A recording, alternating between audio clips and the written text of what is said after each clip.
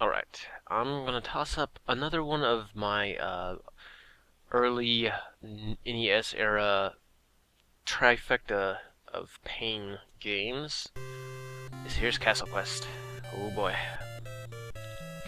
Um, so, Fester's Quest was the first one of the bunch that just really gave me fits. And this one is the second for not quite the exact same reasons, but a lot of those things still carry over into this game. There's a lot of just poor design decision as far as this game goes. It's not so much one of those things that where the game itself wasn't playtested at all. It was one of those ones where the people who playtested it were the ones who actually designed it. They didn't really have any sort of idea that the first-time player would just have a headache with this game, because it's one of those ones that requires a lot of foresight, a lot of prior knowledge of what's going to happen to you, and as far as exactly what you need to do to defeat some of these challenges. Like, let's say I just picked this game up. I went over there and stabbed that guy, right? Well, then that green guy right there should be stabbable too, But he's not. I believe him to be invincible to sword stabbings for some odd reason. So the way to kill that guy is, well, to drop this box on his head. Like that. Like so. Okay, so those sorts of things, alright, not too bad. You'll notice, however, that there are a lot of keys, a lot of doors in this game. And exactly which key goes to which door, or which one you really are intended to use on which door, much larger gray area on that one. I mean, you might say, oh, look, I'm gonna jump in this yellow door here. Oh, jump in that yellow door there. Well, the game probably expected you actually to go and use it in this one here. Although you could use it in that top one, because technically it still gives you a yellow key. You could use it in either of those. But you couldn't actually go to open that blue door without going in here first. So, you go in here and grab this blue key. No. Don't want to get crushed. This game is sinister in the fact that it can crush you at any moment in time if you're not exactly on the platform. Alright, so as you can see, we kind of went around that loop. Now, technically, I could have just waited and gone. Well, I don't think I actually could have. I'm making that up. I thought I could go back down, but that block prevents you from... No, wait. No, it doesn't. I could have saved that yellow key. See, and that there's again that problem. I don't know if that key is supposed to be saved and used later or not. And early on, it can really hurt you as far as not knowing exactly which key goes where. You know, should I save this key? Should I use this key? Fortunately, most of the other enemies... Oh, great, that green guy spawned. Thank you, game. Most of the other enemies are entirely be defeatable, or at least very easily avoided. Fortunately, like I said, items that are moving. Oh, I haven't covered that yet. Okay, well, we'll cover it right now. Items that are moving are much more lethal than they are non-moving counterparts. Like this barrel here, entirely harmless now that it's stopped moving. Let's go back into this room. Now, if I should fail to make it through this area, which, hey, I didn't. Alright, so I won't show that quite off just yet. I'll come back in, I'll use a got life on it. I'm not that picky, I'm not playing this all the way through right now.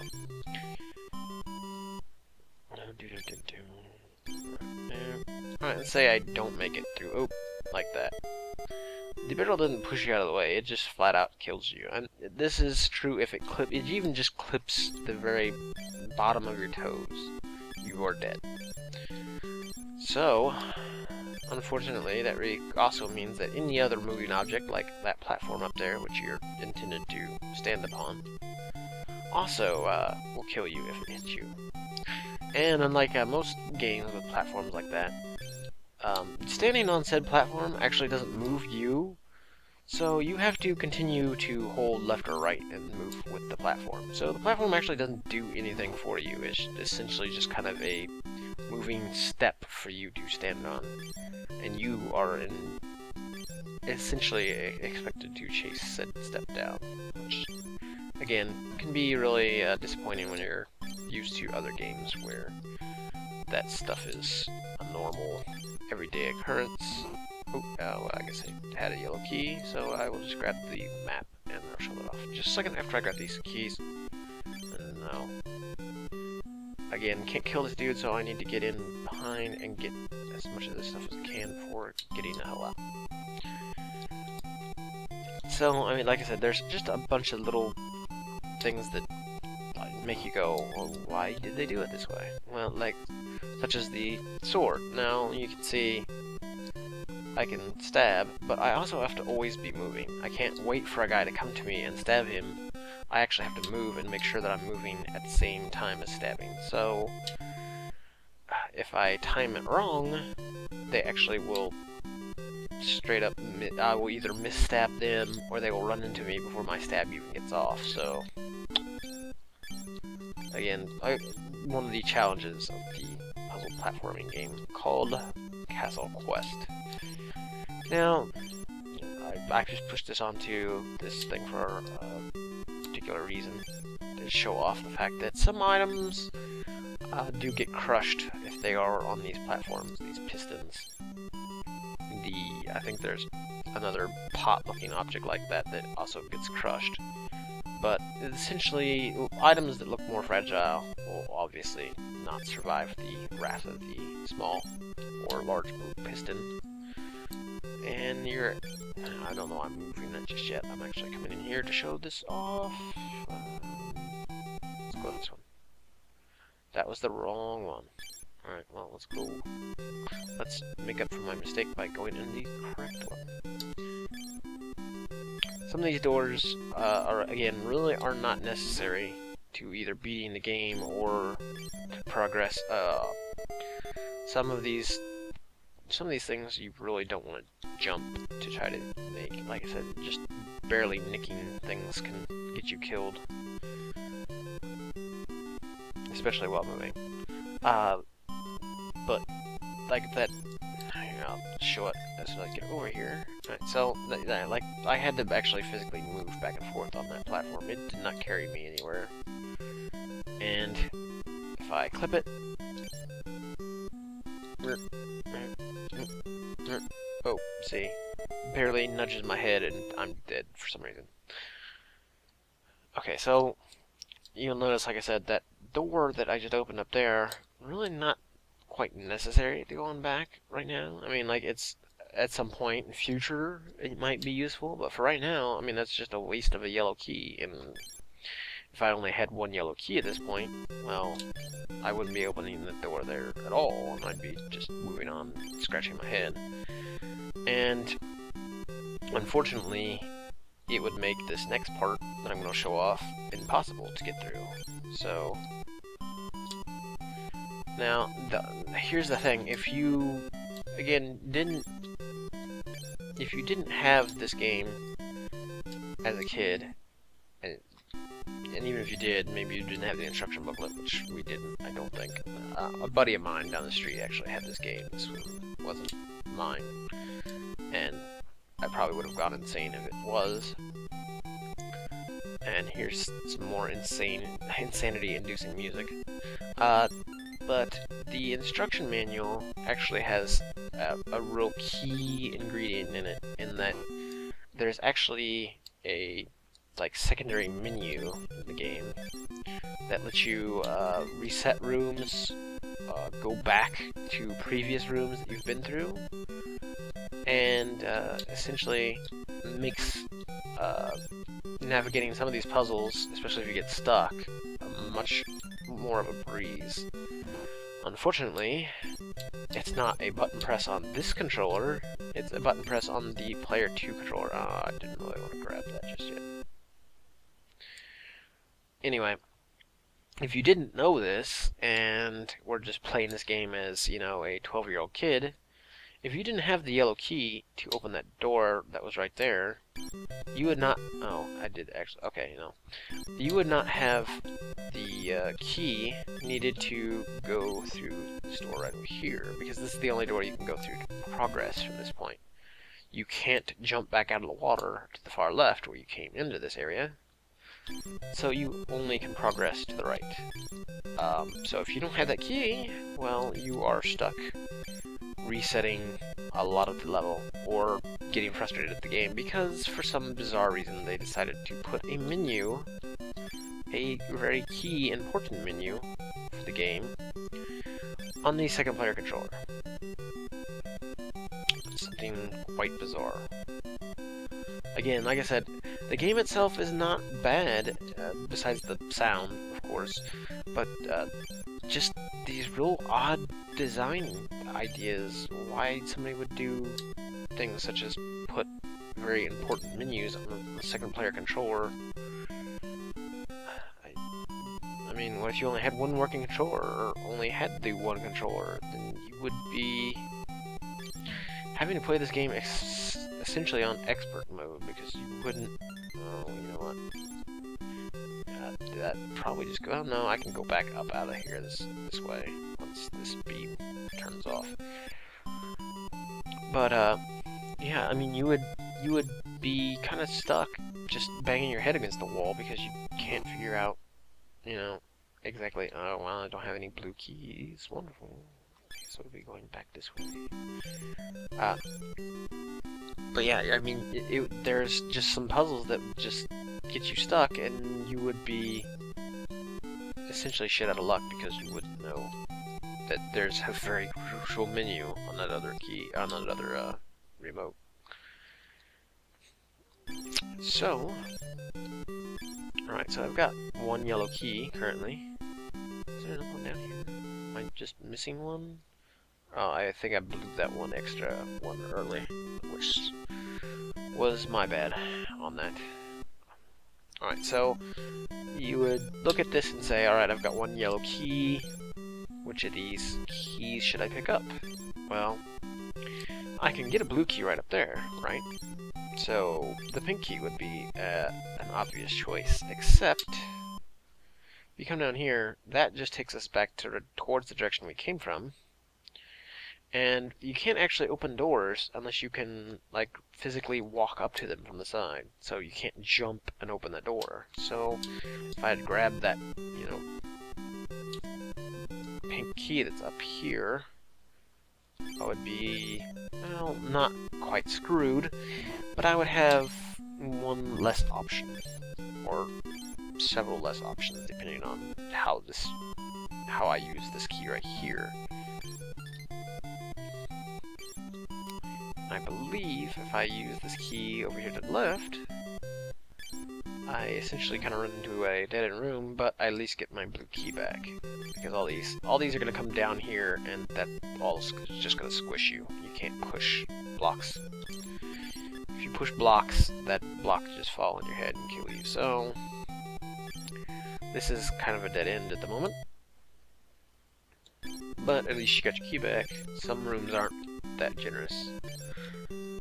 So essentially what you would end up having to do is you would probably end up having to reset and go back a bunch of rooms if you just didn't have the right keys still left.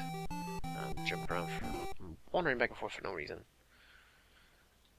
And this is kind of a prime example of a room that you really want to know what that reset thing is. If you don't get over here quick enough and get up here, you will actually run out of the aqua lung, the scuba gear, or whatever you want to call it, the pots of air. You would run out of that before you could get back, or before that piston gets back down and pick you up and move you back up again. So again, that's a room reset, and I believe room resets are actually cost you lives. So that's why you start out with 50 lives, and you will probably need those 50 lives. And I can't get that key. Alright, that looks kind of odd. So let's check out the map that I got way earlier, and the map doesn't really help us at all. It essentially kind of just tells you what rooms you've been in, and which directions I guess you can kind of explore to try to find new rooms. Nothing of too much importance right now, but I guess I can't do that. Actually, I probably should have gone... If I would have gone down and around, I could have pushed this block. Yeah, I probably had to push this block right here, jump on it and go up and around, and push another block on. No. Oh, hey, that block did get crushed. Maybe I don't know as much about this game as I once thought. But, at any rate, this isn't a straight-on playthrough. Maybe at some point in the future, I actually would like to nail this one down as another one of the trio of nightmares laid to rest and completed for all time's sake. Let's go back down here. It will, of course, it'll all depend on health, and I mean, if my focus really isn't all that into it, the Dwarf Fortress thread will, or the Dwarf Fortress playthrough will obviously come first. Oh, hey, you know what? I'm done. I don't have any keys. Okay, see, this is one of those situations. I can't physically go out this way.